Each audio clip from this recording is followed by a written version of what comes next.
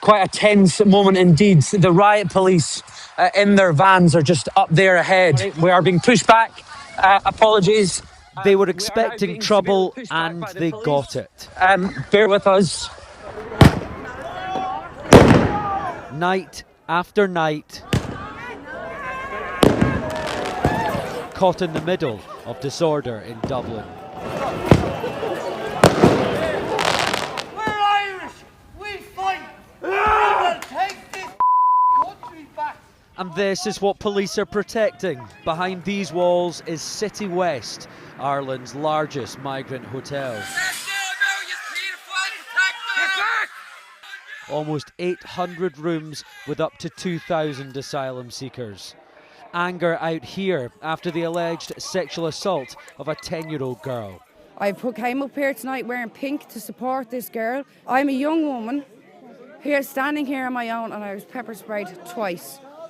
And I was crying, begging to get home to my child. Sorry, could I just leave a candle down in respect of the child? As we say, we're all... I wouldn't talk to them. No. All they were making out that everyone here just wants trouble. I wouldn't even talk. None of us want trouble. We're all here in respect of the child. What's the feeling in this community? Shock, disgusted. We've grandkids and we're horrified for what happened. That's all I can say. The morning after, the night before, in a community simmering, where some feel immigration has gone too far. When it comes to these unvetted men, and you don't know who's coming around, and with the play school and the schools, there's easy access to them. So it's scary. I live just down the road there. He can't even walk up to his school with his schoolmates because I'm too nervous. I feel like a prisoner in my own home. I can't let them out. It's scary. The violence has caused concern in this community, particularly for school leaders here who have been saying that some pupils have stayed off coming to classes because of the concern, because of the feeling here at the moment. Let's go and have a chat with the principal of one of the leading schools in this community. My central thoughts here are very much around the students who live in City West, who are scared to come to school, who are frightened about the riots and the urban warfare that's going on outside their doors. And, you know, they're human beings, they're children. The people who were up there the other night throwing stones and setting things on fire, they actually don't know what goes on in City West. City West is predominantly a community of families. And there are 14 schools, and yesterday, most of them went home early. Some of them didn't come in at all.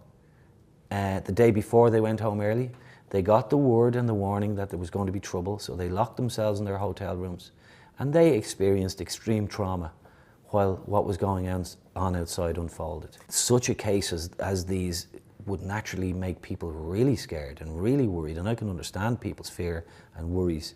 What I don't understand is why you would decide to destroy a building in order to say something about that. I mean, if the Gardaí had stood out of the way, what was the plan? Well, that's really interesting on a number of fronts, because he, as a community leader, is absolutely clear that those scenes of children, mostly children, throwing bricks and missiles at officers is not representative of the people living here, and it's certainly not representative of Irish people in general. And secondly, he is saying that by speaking out, he will get a backlash, but he believes it's important to add rationale to a narrative that's becoming so toxic. Okay, fine. Chinham is a taxi driver and has lived here in Dublin for 20 years. What's your feeling here with everything going on? Everybody is in shock. We're afraid of what is going on now, so we don't know what next. And what about your kids in terms of going to school? They are afraid. To be honest with you, they are afraid. Do you think that racism is fueling a lot of what we've been seeing the last few nights? Well, I don't say it is racism or not. People are doing things to make sure their land is protected. Sky News has spoken to asylum seekers living inside this hotel complex. Why Ireland? Why Dublin? Including Adi, who arrived here 2 weeks ago from Pakistan after paying a smuggler almost €20,000. How do you feel being in that hotel? Seriously, yesterday and the day before yesterday, it was very bad for us because we are come here for safety. You've been told to stay in your rooms. Do not leave. We were in our rooms because 6 p.m. They were closed, all the gates, and no one can outside. It's a very horrible night for us. Seriously. Can you understand why people in this community are angry at the moment or not? You know, there's, if I tell you about the people, there are a lot of people there. Some people are doing bad things. I would say that everyone not a bad boy. The unrest here echoes long-standing tensions felt elsewhere in Europe. How to build community and inclusion, how to manage housing and migration while balancing the demand for law and order. There will be a very robust response from the criminal justice system, and this is something that will not be tolerated. We will continue to resist this type of behaviour. Many here say these riots were not an outburst in isolation. They were a signal of deeper unease.